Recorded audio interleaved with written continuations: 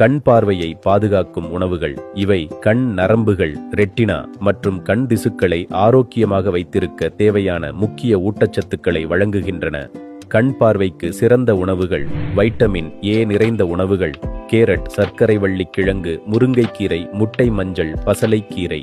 Vitamin A ரெட்டினாவின் ஆரோக்கியத்துக்கு மிக முக்கியம். லூடெயின் அண்ட் ஜியாக்சாந்தின் கொண்ட உணவுகள். பசலைக்கீரை, முருங்கைக்கீரை, கோவைக்கீரை, மக்காச்சோளம், முட்டை மஞ்சள். இவை ரெட்டினாவை யூவி மற்றும் நீலொளியிலிருந்து பாதுகாக்கும். வைட்டமின் சி மற்றும் ஆன்டிஆக்சிடென்ட் உணவுகள். ஆரஞ்சு, எலுமிச்சை, ஸ்ட்ராபெர்ரி, குடைமிளகாய், புரோக்கோலி.